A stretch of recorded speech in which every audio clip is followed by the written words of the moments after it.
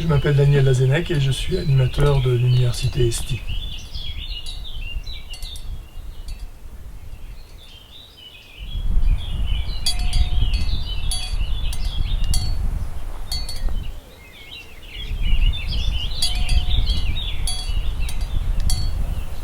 C'était nécessaire de trouver un lieu là complètement calme, avec extrêmement peu de pollution, donc sonore mais pas que sonore, un peu d'altitude, en retrait un peu, pour que les gens qui aujourd'hui ont des vies très soutenues, que j'ai vécues, dont je connais tout ça, puissent un jour, une semaine, un mois, bénéficier de toutes ces installations et des enseignements pour que se dévoile ce qui dort dans chacun de nous.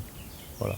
Donc ici, dans ce petit village qui s'appelle Échassières, dans l'Allier, dans un département qui porte aussi un joli nom, il existait une de ces grandes granges au savoir-faire bourbonnais auvergnat, avec magnifique volume. Et c'est devenu l'université Être Occident-Orient d'Europe.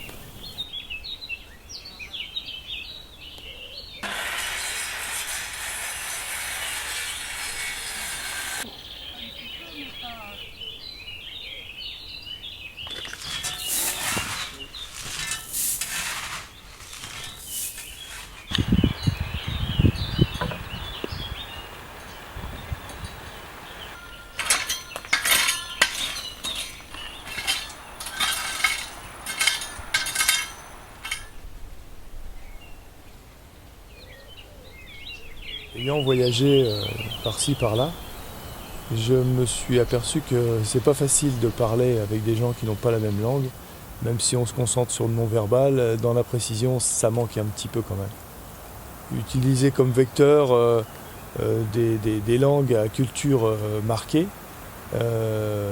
c'est pas très respectueux pour les autres cultures. Un ami m'a dit qu'il existait un pont linguistique qui peut s'apprendre pour tenir une conversation en 150 heures. Alors que l'allemand, il faut 2500. L'anglais 2000, l'italien 1500.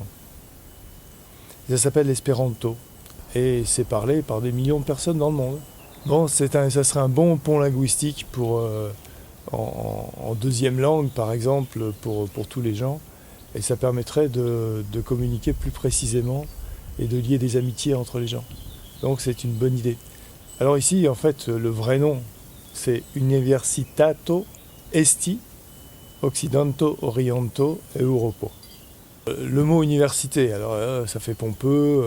En fait, quand on regarde le latin, on peut lire ensemble debout. Uni veut dire un, ensemble, et stare debout. Alors comme c'est un lieu où il y a plusieurs enseignements, j'ai trouvé que ce terme université, c'était tout à fait adapté pour ce sens-là. Ensemble, debout.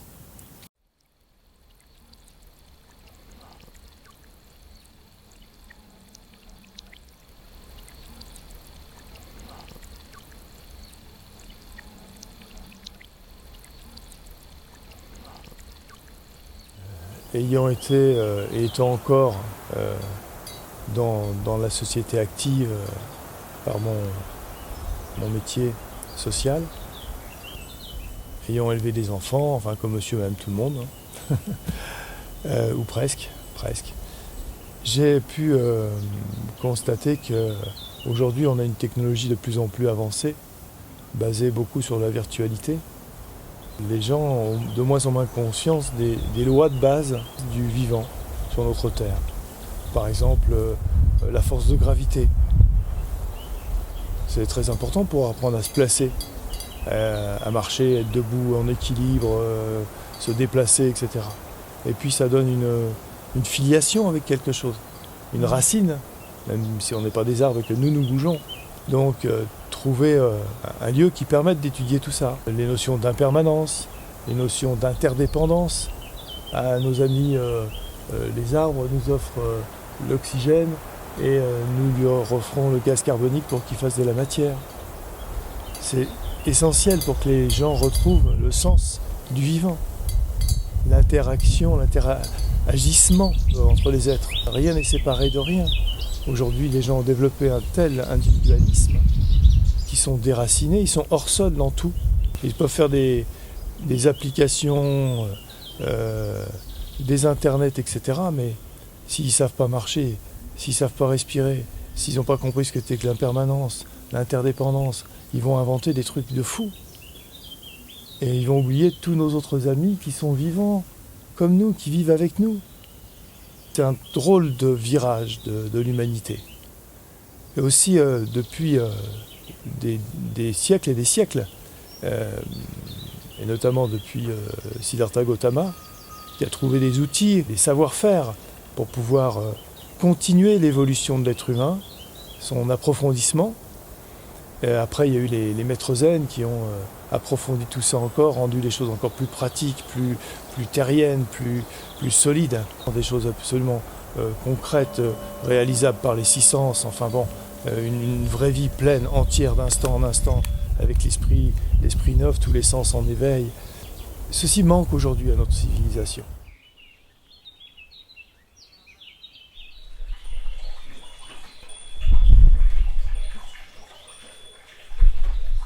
Fundamentilo est un outil théorique et pratique présentant les bases de biologie, de physiologie, d'anatomie, neurologie, psychologie, etc.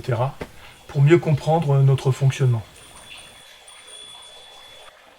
Harmonilo est un ensemble d'explications et d'expérimentations afin d'optimiser notre capital santé.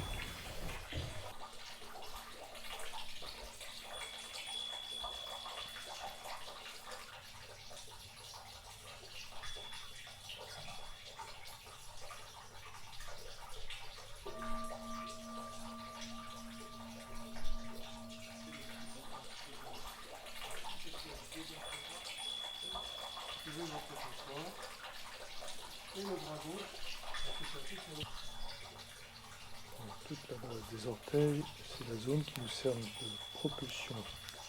Point d'appui.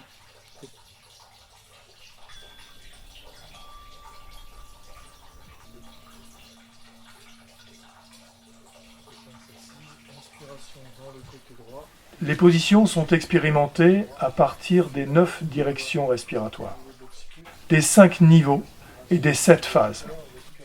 La mémorisation est la clé de cet art. L'éveil de la bioconscience ouvre de nouvelles portes dans la vie quotidienne. Vers les lombaires avec le diaphragme.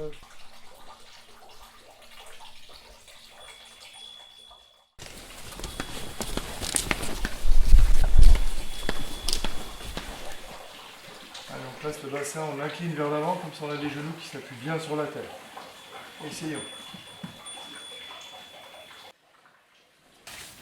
Apprendre à utiliser au mieux son être, à se déplacer librement, à partir de l'expiration, de l'action du centre de gravité, des hémicorps et de la musculature de la propulsion et de la direction.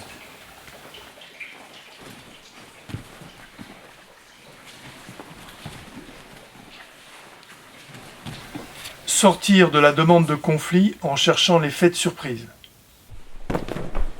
Se mouvoir dans l'espace et vers le sol sans blessure.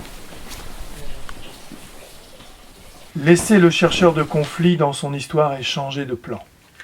Agir sur le cœur, les pouces et la gorge, soit les relations vraies, les croyances et les vérités personnelles et la conscience égotique.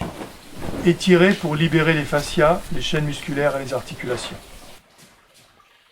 Parmi les 88 sortes d'échanges, proposer une autre dynamique relationnelle non dualiste et pacifiante. Utiliser les lois de la biomécanique, de la cinétique et de la physique. Déjà, le problème Ali est résolu. Comment on peut avancer ensemble, se construire ensemble? Quelqu'un demande de créer un conflit et l'autre n'a pas à rentrer dans ce conflit-là parce que si quelqu'un a un conflit, c'est qu'il y a un problème.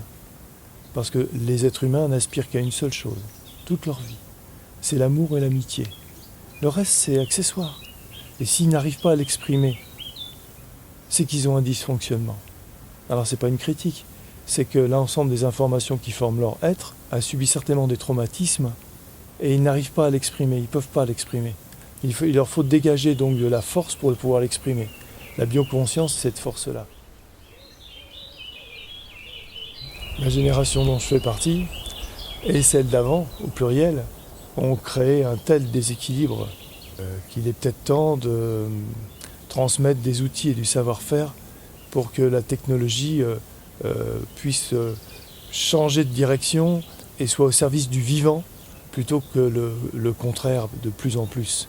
Que le vivant retrouve sa place et que le reste devienne des outils et non pas des systèmes d'asservissement de l'humain. Voilà, donc il fallait un lieu aussi pour ces enseignements où les gens pourraient retrouver le sens des valeurs, des vertus du vivant.